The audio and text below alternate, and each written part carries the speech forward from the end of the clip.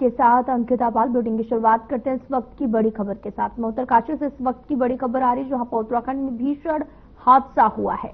दीवार ढहने से एक ही परिवार के 4 सदस्यों की मौत हो गई है। राजस्व ग्राम ओडासा के गुजर बस्ती की पूरी घटना बताई जा रही है। राजस्व एसडीआरएफ और पुलिस की टीम मौके पर मौजूद है। तो बड़ी खबर आपको बता रहे हैं, जहां पर एक बड़ा हादसा हो गया है। उत्तराखंड में भीषण हादसा घटित हुआ। दीवार ढहने से एक ही परिवार के 4 सदस्यों की मौत हो गई है और साथ ही राजस्व एसडीआरएफ और पुलिस की टीम मौके पर पहुंची। राजस्व ग्राम ओडासा का पूरा मामला बताया जा रहा है। उत्तरकाशी से इस वक्त की बड़ी खबर, दीवार ढहने से 4 लोगों की मौत हो गई है। तस्वीरें भी आपको दिखा रहे हैं, जहां पर एक ही परिवार के 4 लोगों की दीवार ढहने से मौत हो गई है और जहां पर मलबा भी एकत्र हो गया है। तस्वीरें दिखा रहे हैं, यही वो दीवार है जहां पर यह हादसा घटित हुआ और दीवार अचानक से ढह गई और एक ही परिवार के 4 सदस्यों की मौत दीवार ढहने की वजह से हो गई है।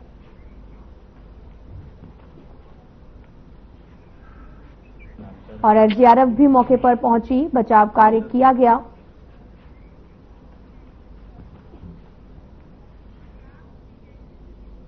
राष्ट्रपति द्रौपदी मुर्मू उत्तराखंड दौरे पर देहरादून पहुंच चुकी हैं। राष्ट्रपति द्रौपदी मुर्मू के आगमन पर गुरुवार को जौलीग्रांट एयरपोर्ट में राज्यपाल गुरमीत सिंह और मुख्यमंत्री पुष्कर सिंह धामी ने उनका भव्य स्वागत किया है, अभिनंदन किया। राष्ट्रपति मुर्मू का जन्मदिन भी है आज। वे अपना जन्मदिन राष्ट्रपति निकेतन देहरादून में मनाएंगी। वहीं 21 जून को अंतर्राष्ट्रीय योग दिवस के मौके पर पुलिस लाइन में आयोजित योग कार्यक्रम में योग करेंगी। राष्ट्रपति द्रौपदी मुर्मू के प्रस्तावित वीवीआईपी भ्रमण और प्रवास कार्यक्रम के मद्देनजर अधिकारियों ने सुरक्षा ड्यूटी में नियुक्त पुलिस बल को ब्रीफ भी किया था।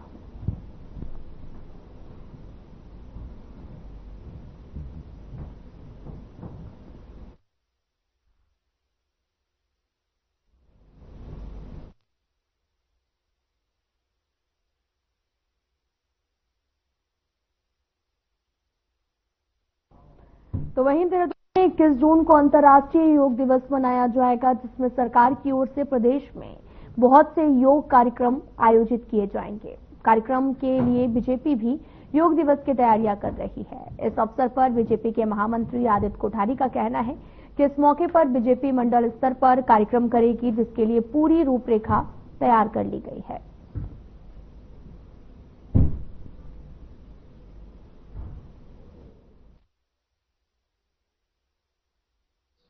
सभी लोग मना रहे हैं। भारतीय जनता पार्टी ने भी इसके मंडल स्तर पर कार्यक्रम तय किए हैं।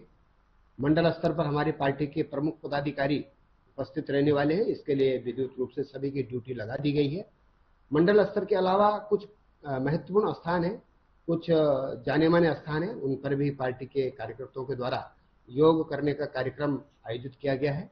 और मुझे लगता है कि इसमें हम स्टूडेंट्स हैं, मातृशक्ति बहनें हैं, महिलाएं हैं, उनको भी शामिल करने का प्रयास करेंगे।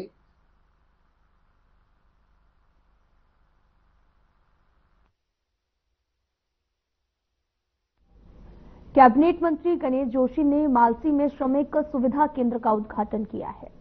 अब इस केंद्र के माध्यम से श्रमिकों को कई योजनाओं का लाभ मिल सकेगा।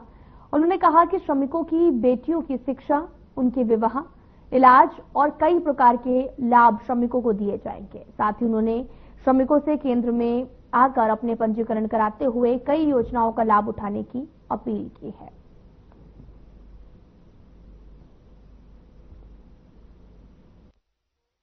इसी के साथ काम करती है कि समाज के अंतिम पीढ़ी के अंतिम व्यक्ति की विकास की याद पहुंचनी चाहिए। तो दिशा में एक सार्थक कदम आज संविदा केंद्र का शुभारंभ किया गया। श्रमिकों से जुड़ी हुई योजनाएं केंद्र के माध्यम से मंदिर तक पहुंचेंगी, उनका लाभ मिलेगा। क्योंकि आज वृद्धि में आता है, योजनाएं केंद्र से आती हैं, प्रदेश से आती हैं, लेकिन वास्तव में उनका लाभ जिन तक पहुंचना चाहिए था उनको नहीं मिल पाता। और आज केंद्र के माध्यम से, क्योंकि श्रमिक हमारी आत्मा है। देश के निर्माण में संतों का बहुत बड़ा योगदान है और हमारी दिल्ली की चाहे मोदी जी की सरकार हो, चाहे प्रदेश की पूरी सरकार हो, लगातार हिंदुओं के हित में काम कर रही है।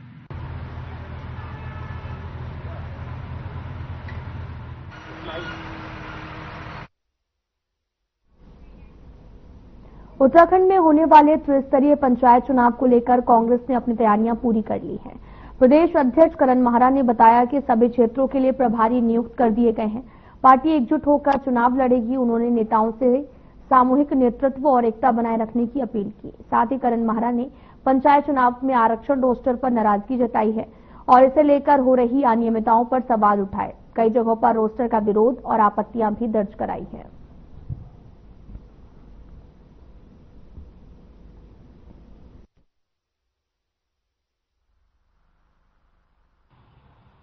हैं और उस एकजुटता को बनाए रहने की बात कही, सामूहिक नेतृत्व की बात भी कही। हम लोग सभी लोग मिलकर निर्णय करें और पार्टी को मजबूत करें, इस बात को कहा गया है और निश्चित ही ये अच्छा कदम है।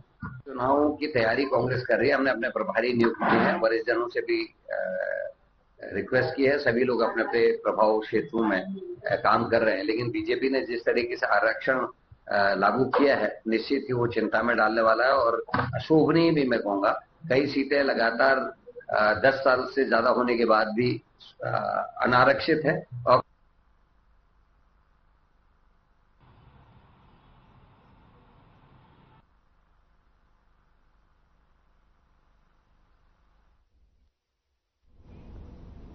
महिला सशक्तिकरण एवं बाल विकास मंत्री रेखा आर्या ने 7 जनपदों से में चयनित की गई 2258 आंगनबाड़ी कार्यकर्तियों और साथ ही सहायिकाओं की नियुक्ति पत्र वितरित किए। ये आयोजन हरिद्वार में ऋषिकुल राजकीय आयुर्वेदिक महाविद्यालय स्थित सभागार में किया गया।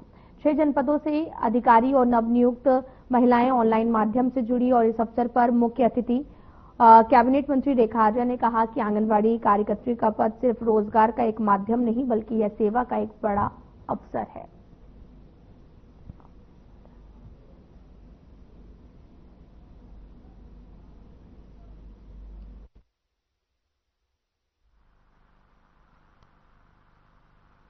प्रदेश भर में आज जो नियुक्ति आंगनबाड़ी कार्यकर्ती की हूँ अथवा सहायिकाओं की हूँ, लगभग 2500 से अधिक नियुक्तियां आज वितरित की गई हैं। आज पिथौरागढ़ में की गई हैं, वहाँ सम्मानित विधायक जी हैं। आज बागेश्वर में की गई, वहाँ पे भी विधायक जी हैं। कहीं पे नगर पालिका के अध्यक्ष हैं। इसके साथ ही हम लोगों ने चमोली की भी की है और इसके साथ ही पिथौरागढ़ की भी हुई है।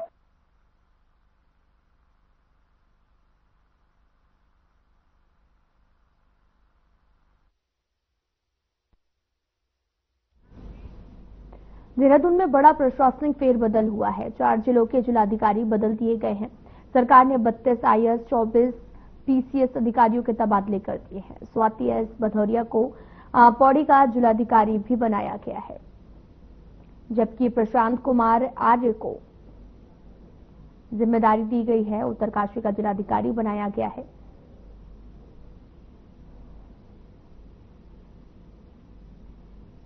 प्रतीक जैन को रुद्रप्रयाग का जिलाधिकारी नियुक्त किया गया है, जबकि मनीष कुमार को चंपावत का डीएम बनाया गया है।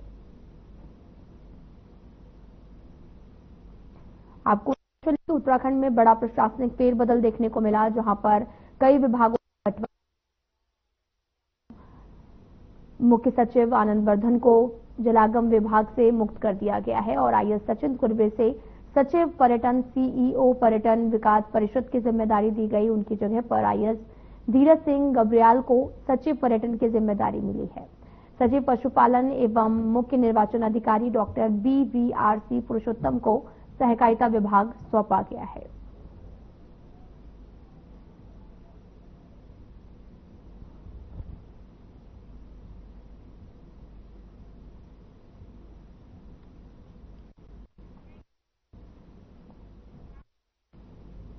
फिलहाल यहां रुकते हैं एक छोटे से ब्रेक के लिए।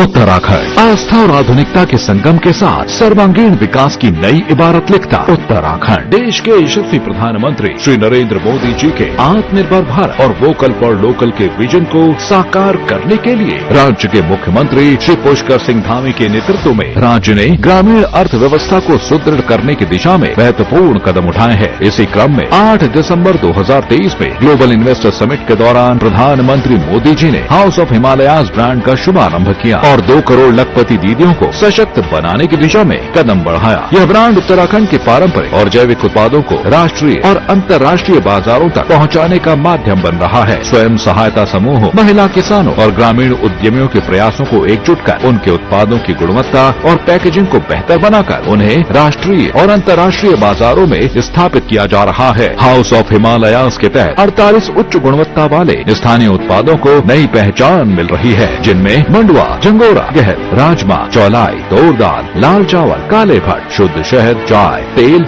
ऊनी वस्त्र, हस्तशिल्प और अन्य उत्पाद प्रमुख हैं। ये उत्पाद न केवल स्थानीय संसाधनों का उपयोग करते हैं बल्कि ग्रामीण महिलाओं और किसानों के लिए रोजगार के नए अवसर भी सृजित कर रहे हैं। लॉन्चिंग के बाद से ही हाउस ऑफ हिमालयाज ने सफलतापूर्वक 1.5 करोड़ रुपए की बिक्री दर्ज की है। यह सफलता स्थानीय उत्पादों की गुणवत्ता और ब्रांड की विश्वसनीयता को दर्शाती है। अब ये उत्पाद अमेजॉन, फ्लिपकार्ट और ब्रांड की अपनी आधिकारिक वेबसाइट पर भी उपलब्ध हैं, जिससे वैश्विक बाजार में उत्तराखंड की पहचान मजबूत हो रही है। हाउस ऑफ हिमालयाज ब्रांड न केवल उत्पादों की बिक्री कर रहा है बल्कि राज्य की सांस्कृतिक विरासत और पारंपरिक ज्ञान को भी संरक्षित कर रहा है। यह पहल स्थानीय कारीगरों और किसानों की आय में वृद्धि करते हुए उन्हें आत्मनिर्भर बना रही है। आइए हाउस ऑफ हिमालयाज के साथ जुड़कर उत्तराखंड की समृद्ध विरासत का हिस्सा बने और स्थानीय उत्पादों को अपनाकर ग्रामीण अर्थव्यवस्था को सशक्त करें।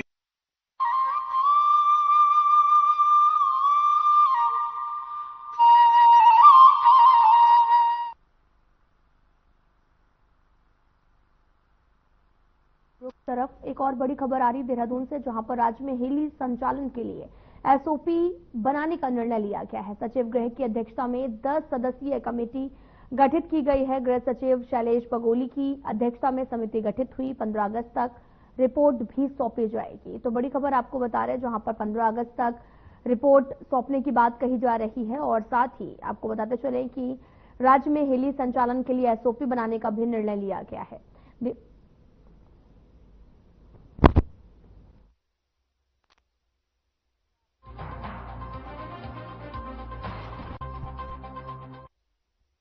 काशीपुर के एलडी भट्ट राजकीय उप जिला चिकित्सालय को सरकार ने 7 डॉक्टर को नियुक्त किया गया है, जिसके बाद चिकित्सालय के सीएमएस राजीव कुमार गांधी ने कहा कि डॉक्टर के आने से यहां पर ओपीडी में बढ़ोतरी होगी। साथ ही उन्होंने ये भी कहा कि कोविड के मरीज अब तक काशीपुर में कोई नहीं निकला है, लेकिन कोविड को लेकर हमारे पास तैयारियां पूरी हैं। ऑक्सीजन है, दवाइयां हैं, पर्याप्त मात्रा में उपलब्ध हैं।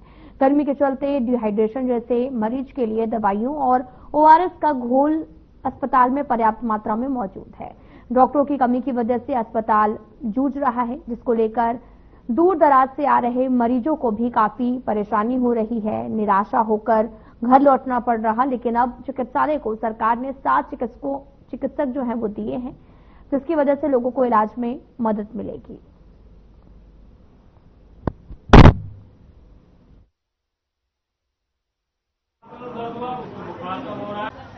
तो ये सिकल सेल के बारे में हम लोग बता रहे हैं।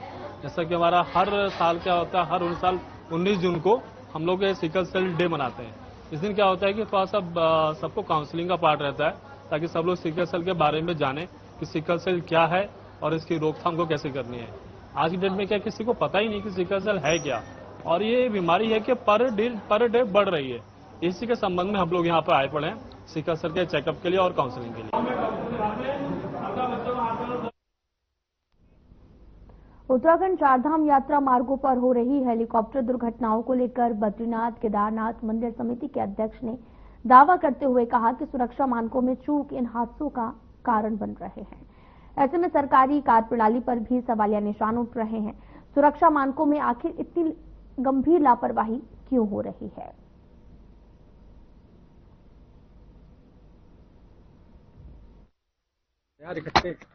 देखिए, सरकार ने भी उसमें बहुत बड़े कदम उठाए हैं कि जो सुरक्षा मानक है उसकी जो एसओपी जो है कि और सख्त की जानी चाहिए, और यात्रियों की सुरक्षा और सेफ्टी और सिक्योरिटी को लेकर जो है कि मैं समझता हूँ कि सभी लोगों को उसमें सहयोग करना चाहिए, चाहे वो तीर्थयात्री हो, चाहे हेली कंपनी हो, जो भी उससे कनेक्टेड है।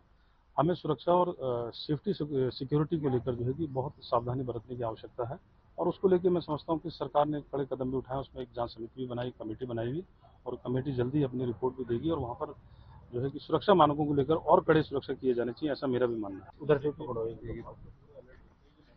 सब थोड़ी पकड़े जाएंगे यार इकट्ठे। लो अगले महीने से शुरू होने वाली कांवड़ यात्रा को लेकर प्रशासनिक व्यवस्थाओं की तैयारियां लगातार जारी है। हरिद्वार में गढ़वाल कमिश्नर और आईजी गढ़वाल ने अधिकारियों के साथ बैठक कर व्यवस्थाओं की समीक्षा की है। बैठक में पेयजल, शौचालय, यातायात और स्वास्थ्य सेवाओं की तैयारियों पर चर्चा हुई है। कमिश्नर ने कहा कि बजट भी जल्द जारी किया जाएगा ताकि काम में कोई रुकावट न आए। कांवड़ यात्रा को लेकर मुख्य सचिव और मुख्यमंत्री स्तर पर भी बैठकें होंगी।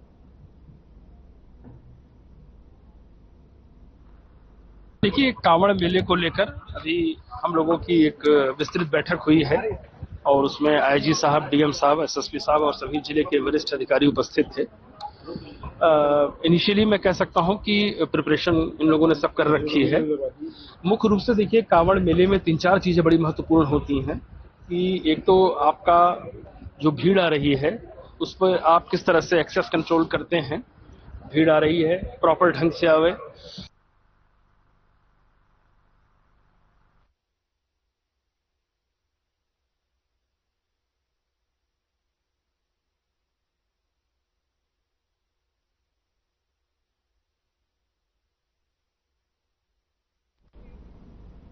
तो बड़ी खबर इस वक्त की देहरादून से, जहां पर मौसम का एक बार फिर से मिजाज बदला है। शहर के कई इलाकों में हल्की बारिश हो रही है। मौसम विभाग ने पूर्वानुमान भी जारी किया है, जहां पर पिथौरागढ़, बागेश्वर में हो सकती है भारी बारिश।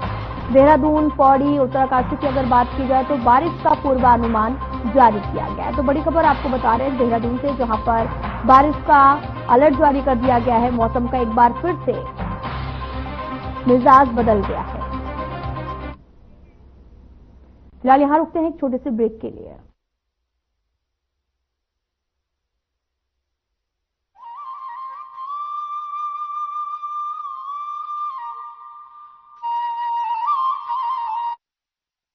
राज्य की समृद्धि की एक आवश्यक धुरी है औद्योगिक विकास। पुष्कर सिंह धामी सरकार ने उत्तराखंड में निजी क्षेत्र के निवेश को बढ़ावा देने का संकल्प लिया है, और इस संकल्प को सिद्ध करने के लिए निजी औद्योगिक क्षेत्र नीति 2023 बनाई गई है। ये नीति राज्य में उद्योगों को बढ़ावा देने, निवेश लाने और रोजगार के नए अवसर सृजित करने के लिए बनाई गई है। इसके तहत प्रदेश सरकार ने विशेष औद्योगिक क्षेत्र, एक्सपोर्ट जोन, बायोटेक्नोलॉजी पार्क और मिनी इंडस्ट्रियल एस्टेट्स की स्थापना को प्रोत्साहित किया है। इस नीति के तहत राज्य में 49 निजी औद्योगिक क्षेत्रों को मान्यता दी गई है, जिनमें 3113 एकड़ भूमि पर उद्योग संचालित हो रहे हैं। इसके अलावा 26 बड़े प्रोजेक्ट्स के लिए 446 एकड़ भूमि चिन्हित की गई है। इन कदमों से हजारों लोगों को रोजगार मिला है।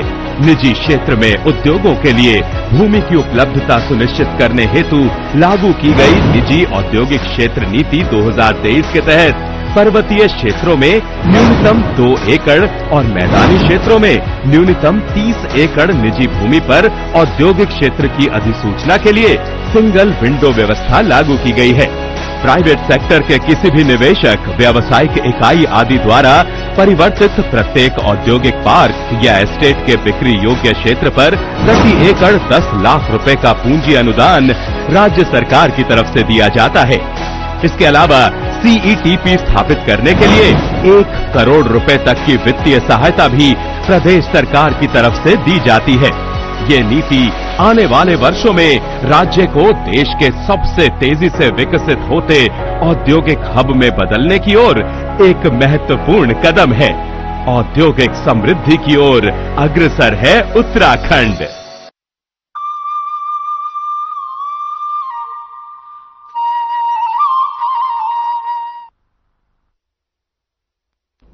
ब्रेक के बाद स्वागत है आप सभी का। रुख करते हैं खबरों की तरफ। चंपावत के पूर्णागिरी मार्ग में पड़ने वाले बरसाती नाले की वजह से यातायात बाधित हो गया है। नाले में मलबा आने से यातायात अवरुद्ध हो गया है, जिसकी सूचना मिलने पर प्रशासन ने हजारों श्रद्धालुओं का रेस्क्यू किया है। श्रद्धालुओं को खाने की सामग्री उपलब्ध कराई गई है।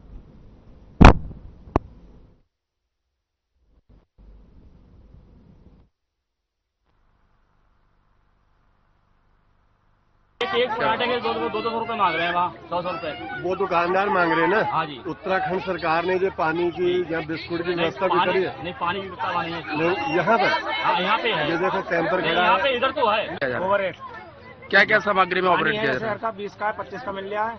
मैं जो चिप्स है घर का 5 का 8 वाला 8 में दे रहे हैं, 10 वाला बिस्कुट 15 में दे रहे हैं।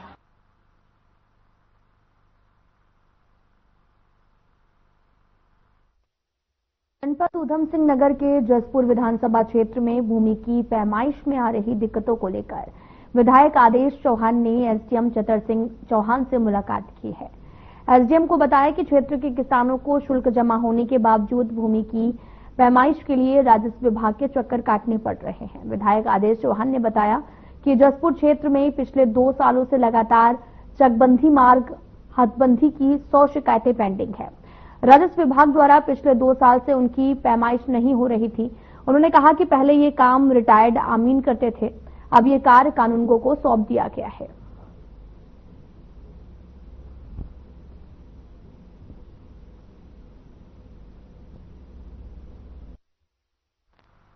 हमारे यहाँ लगभग 2 वर्ष से जैसे चक मार्ग है या हदबंदी वालों के किसानों की हदबंदी का मामला है, लगभग ऐसी 100 शिकायतें हैं जो 2 साल से उनकी पैमाइश नहीं होती। पहले यहाँ एक रिटायर्ड अमीन ये काम करते थे, जिसकी 1200 रुपये यहाँ रसीद कटती है एसडीएम कार्यालय में, लेकिन अब 2 साल से क्योंकि उनको हटा दिया गया है तो कानून को काम दिया गया। लेकिन 6-6 बार किसानों को नोटिस देने के बाद भी ये नापने नहीं जाता, तो पेंडिंग थे। इसलिए मैंने एसडीएम साहब को कल फोन किया। मैंने कहा 11 बजे अपने थाने को नहीं और मुझे बताओ ये काम होना है, तो इसीलिए मैंने उनके पास आया था और एसडीएम ने आपको दिया आत्मा थी और कानून ने आश्वस्त किया कि जो पुरानी पेंडिंग है मैं जल्दी पब्लिक की जरूरी है, जिसको लेकर के माननीय विधायक जी आए थे हमारे कार्यालय में। और क्योंकि पैमाइश का काम हमारे कानूनगो और पटवारी लोग करते हैं, तो उस संबंध में कानूनगो साहब को भी यहाँ बुलाया गया था। उनको निर्देशित कर दिया गया है कि जो प्रकरण आए हैं भूमि पैमाइश को उसको त्वरित निस्तारण करें और जो पुराने मामले हैं उनको पहले लें, यानी कि सबसे पुराने मामले को पहले लेते हैं ताकि पेंडेंसी उस हिसाब से न रहे।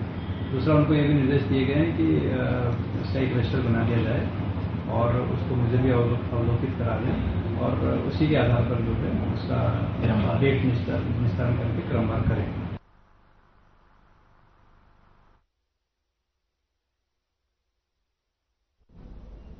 अल्मोड़ा में वैकल्पिक सड़क निर्माण की खस्ता हालत के चलते अब सरकार की कार्य प्रणाली पर सवाल उठने लगे हैं। सड़क निर्माण को लेकर विधायक मनोज तिवारी प्रांतीय खंड लोनीवी कार्यालय परिसर के अंदर ही धरने पर बैठ गए हैं और इस दौरान उन्होंने कहा कि 1023 लाख की लागत वाली 1.7 किलोमीटर सड़क का ठेका बिना टेंडर प्रक्रिया के ही ठेकेदारों को सौंप दिया गया। यह मामला विधानसभा में उठाया जाएगा और साथ ही ठेकेदार संघ के जिलाध्यक्ष प्रयाग बिष्ट ने कहा कि अगर जल्द ही विभाग इस पर काम को निरस्त कर टेंडर प्रक्रिया नहीं की तो वो भी आत्मदाह करेंगे।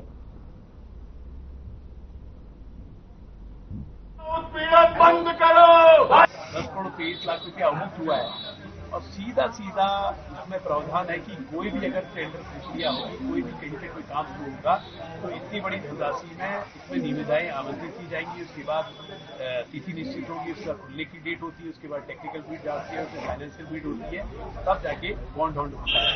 लेकिन विभाग के द्वारा हमारी ठेकेदारों को यहाँ प्रवेश करने के लिए इतने बड़े काम को सीधे सीधे दे दिया गया है। सीधे सीधे ये मानकों का उल्लंघन है और इसमें कहीं न कहीं भ्रष्टाचार के गेट ये मोटर मार्ग चढ़ गया और इसमें अधिशासी गिरता ही नहीं, यहाँ के कई अधिकारी शासन प्रशासन के लोग भी इससे सर्विस हैं। हमारी मांग है कि इसमें निविदाएं जारी की जाए और यहाँ के जो स्थानीय हमारे ठेकेदार हैं उनको प्रतिभा करने का अवसर मिले और उसमें सरकार का पैसा भी बचेगा। अगर पहली बात तो यह है कि क्रांतिखंड अल्मोड़ा के द्वारा अधिशासी अभियंता द्वारा वारब जो बाईपास है उसमें इन्होंने अपने निजी कुछ ठेकेदारों को बाहरी ठेकेदारों को काम दिया गया है, जबकि माननीय मुख्यमंत्री जी की घोषणा में जिसका शासनादेश भी जारी हो चुका है कि 10 करोड़ के काम उत्तराखंड के स्थानीय लोगों को मिलना चाहिए, जिसमें अधिशासी अभियंता द्वारा घोर लापरवाही मिलीभगत के उसमें बिना टेंडर के बिना विज्ञप्ति के काम बांटे गए हैं। हमारी मांग यह है कि जब तक ये टेंडर निरस्त नहीं होंगे तब तक हमारा धरना प्रदर्शन जारी रहेगा। अगर हमें आत्मदाह करने की अगर जरूरत पड़ेगी तो हम वो भी करेंगे। स्थानीय ठेकेदारों का उत्पीड़न बंद करो, बंद।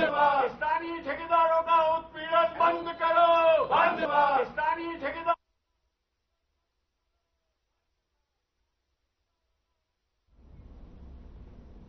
फिलहाल बुलेटिन में इतना ही। नमस्कार।